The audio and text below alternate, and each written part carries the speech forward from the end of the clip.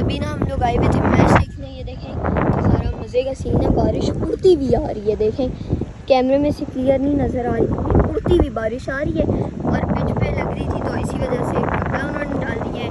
अब मैच कल ही कंटिन्यू होगा या फिर ख़त्म हो गया, अब कुछ पता नहीं।